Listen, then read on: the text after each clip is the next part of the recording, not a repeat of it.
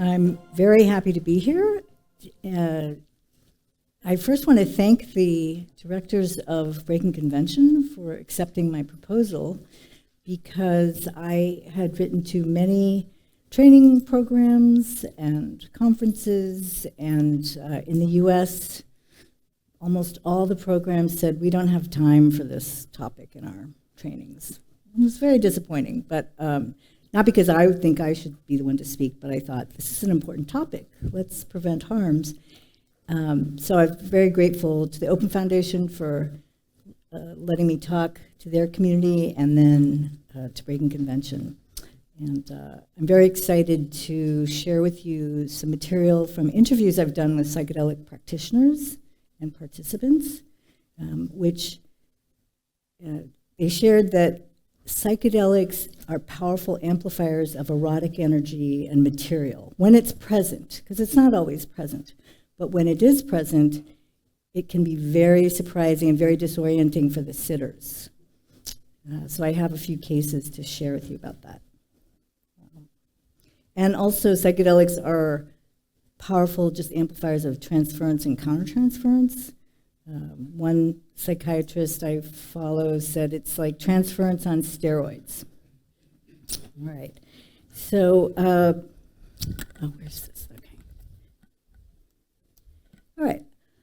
I wanted to share this with you. This was in the New York Times just last week, and it's a column by a therapist. So people write in with their questions about therapy.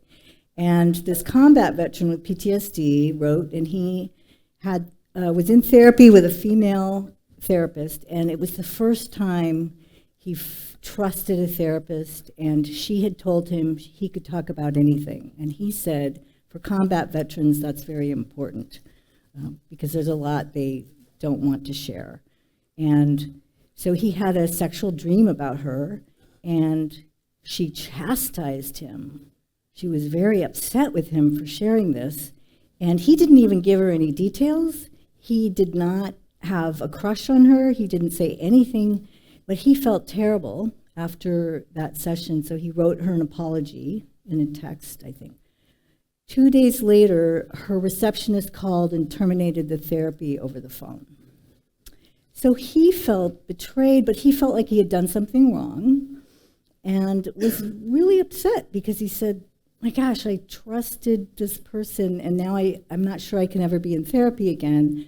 So I can send this to you. My email address will be at the end, but she did a very good job of explaining transference and countertransference and how she had erred, and even some ways he could try to find a new therapist, like interview several and tell them what happened, see how they respond. So this is a very good example of why erotic transference and countertransference are still difficult topics for everyone in mental health, even I think in medical health too. There's a lot of silence and denial and stigma about these feelings, and especially when somebody has had sex with their patient or had some kind of sexual boundary violation. And so, and if you look at the history of psychoanalysis, you see a very sad, disturbing history of some of our great leaders having sex with their patients and thinking there was nothing wrong with that. So, so then it seems that it's a rare occurrence when it's not. And in fact, in the 60s, there were 2 psychological organizations in LA, and they did anonymous surveys of their members, and they were shocked at how many therapists had sex with their patients. And it was so bad that they censored the findings. They did not publish any of that.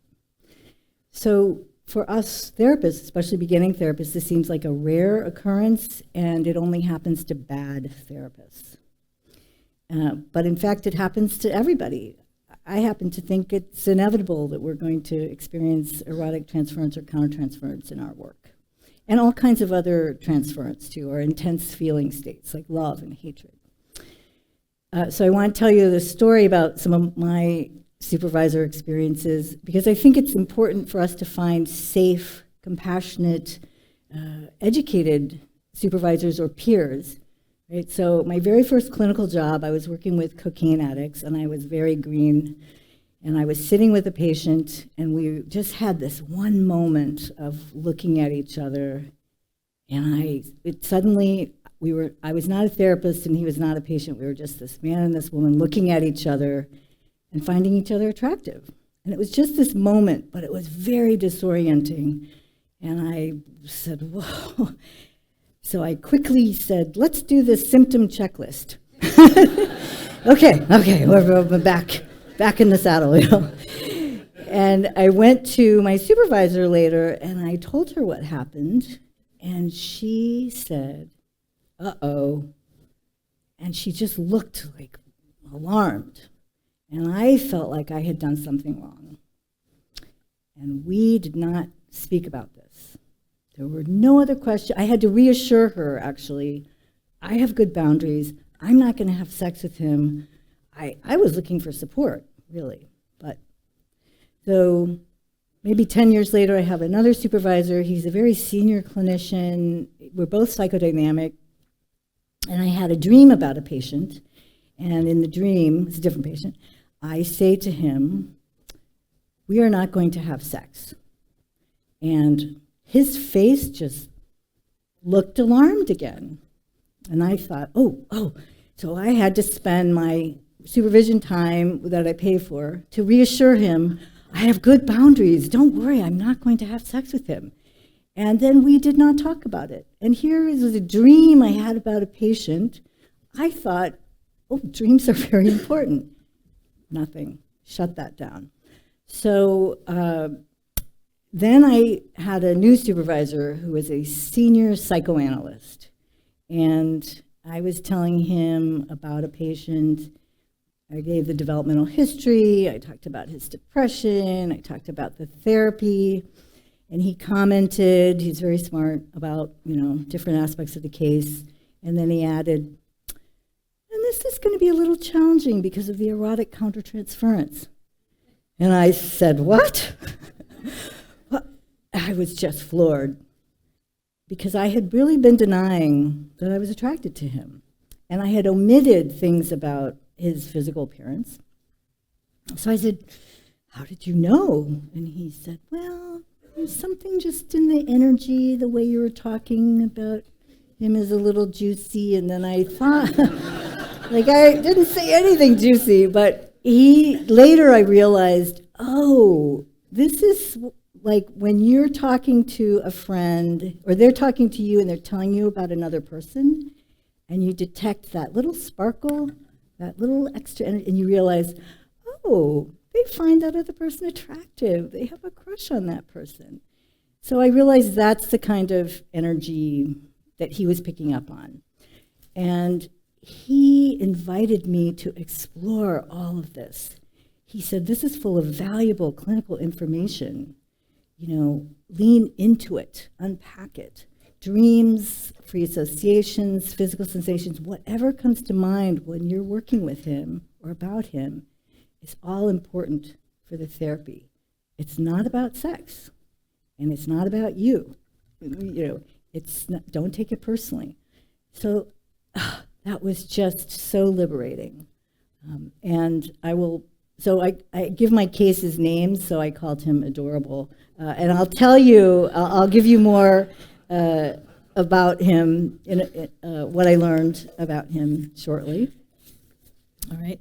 So I would like to share with you a case, which is a very good example of psychodynamic psychedelic therapy.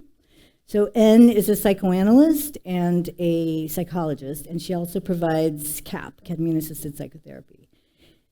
So she started therapy with this gentleman who's heterosexual, and he came to therapy because of his bad feelings about his sexuality.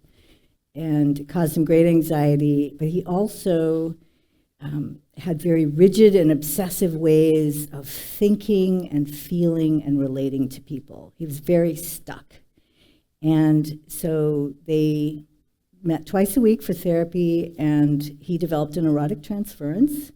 And she was like Mel, my supervisor, who said, oh, this is important material. This is full of important information. So please be as honest as you can and share.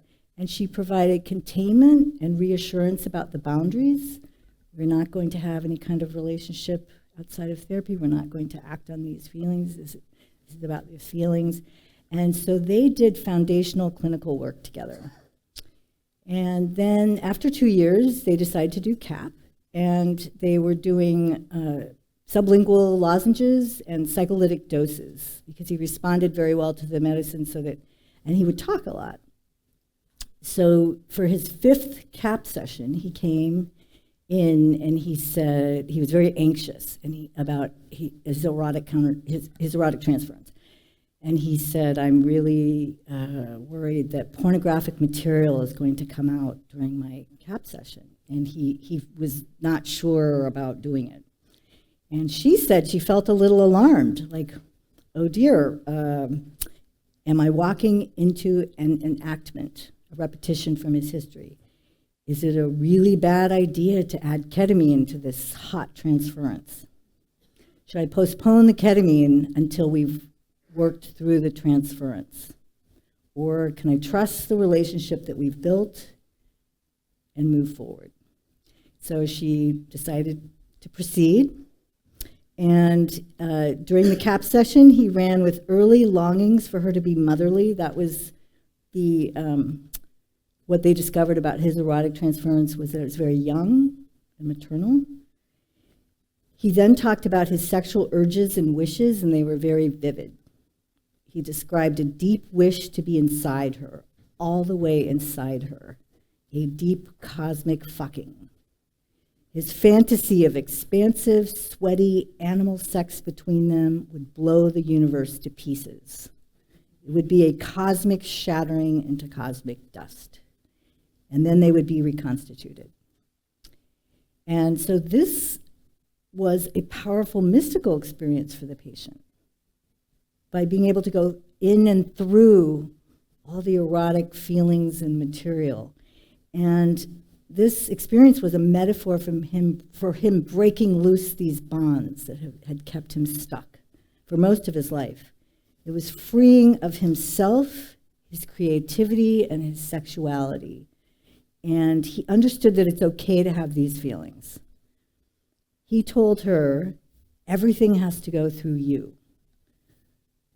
All my love, my anger, my neediness, my despair, everything has to go through you. I know it's bigger than you and this relationship, but I can only feel it in relation to you.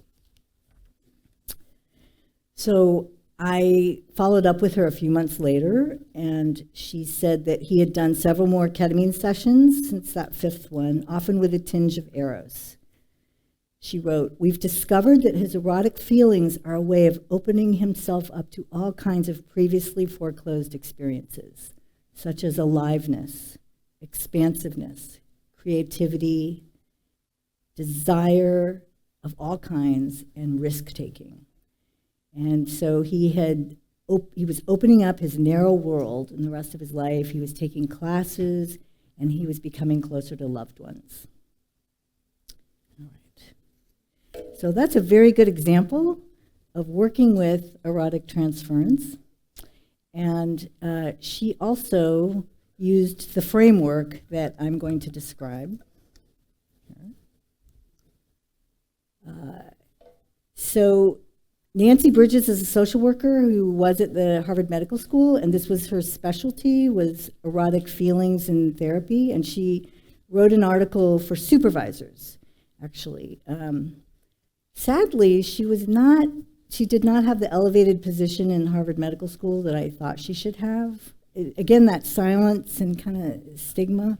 The trainees we loved her, but it was noteworthy. So anyway, the thesis is that erotic transference and countertransference have important clinical information about non-sexual needs, feelings, experiences. It's not about sex. It's not about you, us. It's not personal, right? All right. So her framework has these phases of mastery, and this is pretty much psychodynamic therapy, really. But she applies it to erotic transference and countertransference. And so first, we expect erotic transference and countertransference as inevitable, and other kinds of feeling states. And we identify when it's there. Like, so when I had this adorable patient, I hadn't quite identified it. And she says that sometimes a first hint of erotic countertransference, for instance, are physical sensations in the therapist, like heat in the body, or muscle tension, or arousal of all kinds, agitation. And one woman she supervised realized she was always paying special attention to her appearance on one day of the week. It was always the same day of the week, and then it was about a particular patient. All right, so once we've, identified erotic countertransference, say, we want to reassure our peer or our supervisee that we want to normalize it and help them understand it's not personal. It's really not about you. It's not about sex. And then we move on to helping them contain and tolerate and master the feelings. So sometimes it can be overwhelming. And throughout her model, she says, talk about it, don't be silent with this. I interviewed a therapist who said as a teenager she had a crush on her male therapist, and she said it just kept building, and this obsession and the power, and it was a secret. And finally, he said, I want you to know something. I'm aware of this flirtatious energy between us, and I want you to know something else, that nothing is going to happen. We are not going to have any kind of relationship outside of this therapy relationship. And she said it was remarkable in diffusing that obsession and the power of that, and because he also confirmed, you're not crazy, there is this energy between us. And he also said, you're safe, the therapy's safe, nothing's going to happen. So talking about it is throughout her model. So we also then want, for beginning therapists, we can help them be concrete and focus on the boundary issues, the therapeutic frame. And then we want to give them permission to explore, just like Mel did for me. Oh, explore this, don't shy away from it. Right? And then we move on to formulate. And so in psychodynamic therapy, we make formulations. It's our hypotheses on on what's going on with the patient and the treatment. And so we use three lenses. You can add more to formulations. One is using a developmental model, and so we always want to have a good developmental history and think about their development, their childhood, and the themes, the traumas, the deficits, the patterns. And so the adorable patient I had, his mother abandoned him and then came in and out of his life. And I realized I wanted to be his mother, but I wanted to be a better mother than his mother. I really wanted to take care of him and protect him. And so that can be acted out in the erotic transference. So then we think about their psychological defenses or unconscious life, and what feelings or experiences are they defending against? Usually unconsciously.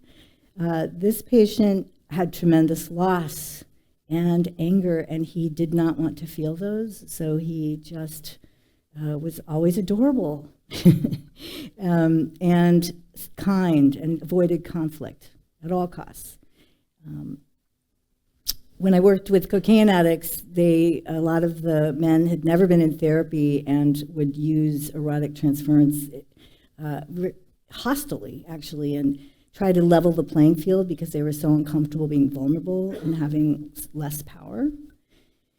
And then we think about the relationship, the therapy relationship. And the therapy relationship embodies developmental issues and defenses and intrapsychic issues, right? So with adorable guy, I made excuses for him he was late all the time, and he was late with his bills, and I was not confronting him the way I would have all my other patients.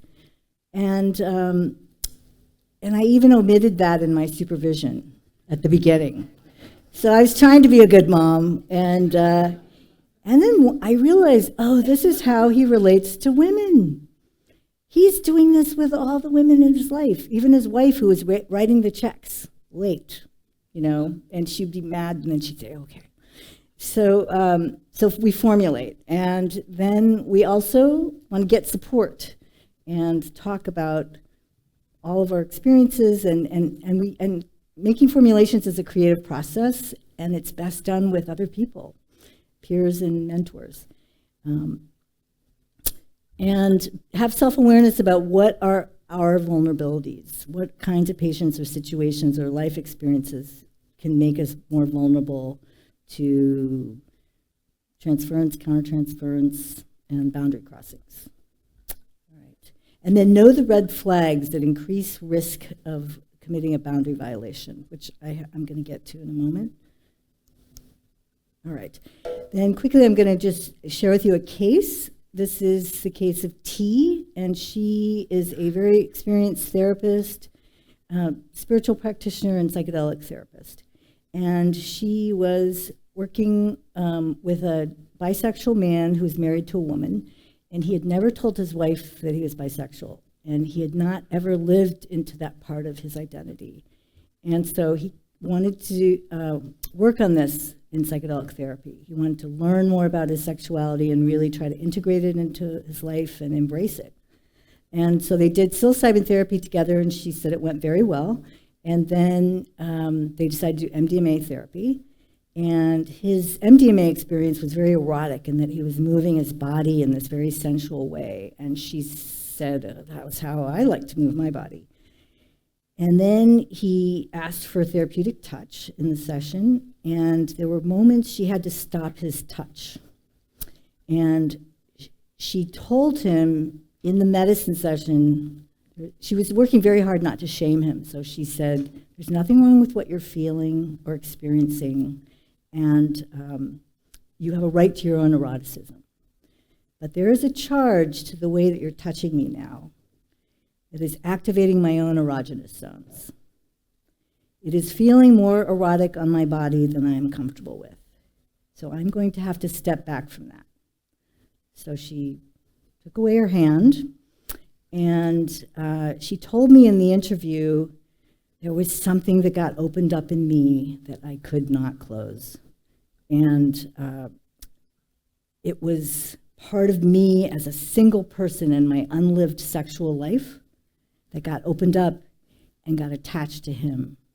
And I could not close that. And one of the things I missed was that I was attracted to him. So they had a few integration sessions, and they named the dynamic that there was erotic energy in the air during the medicine sessions. And she clarified we're not going to have any kind of relationship outside of this therapy relationship. She apologized to him and said, I've got my own material around this, and I need to work this out before I can work with you again. So I have to refer you to another practitioner. Now, she said he was very understanding, and she sent him off to work with someone else. And then she used her support system of other practitioners, and she went back into therapy, and she said it took at least 6 months of very intensive work. And one thing she got out of this was to develop a preparation protocol for herself about the person she's going to work with. How do I feel about this person? Do they remind me of anybody? Would I date them if I met them in a different context? And so, and I want to thank both these women for sharing these experiences. It took a lot of courage and generosity because they knew that people would learn from their experiences. Okay, so quickly wrapping up, I can send these slides to you if you want. So there's data on therapists who have sex with their patients, and they tend to fall in two categories. predators who have unchecked narcissism and grandiosity, and they're repeat offenders, and they have no remorse. They didn't think they did anything wrong, and they're not very treatable if they get caught and sent to therapy. The rest of them, the majority, are one-time offenders who have remorse, and they're called lovesick offenders. And lovesick is from Glenn Gabbard, and lovesick means they're having a personal crisis in their life, of usually loss and grief, but it's often a relationship that ended through separation, breakup, or divorce, death. They lost somebody close to them. There's illness, either in the therapist or someone close to them. Professional burnout and disillusionment. Basically, it's a personal crisis of some kind that we're all going to have or have had. And this means we're all vulnerable to committing a boundary violation. And if we accept that about ourselves and each other, I think it's humbling, and also we can have compassion for ourselves and each other. We need each other in doing this work. We need each other to prevent harms, because it can be a slippery slope, especially the weak therapeutic frame, the self-disclosures to patients. And so, yeah, I do have a green flag,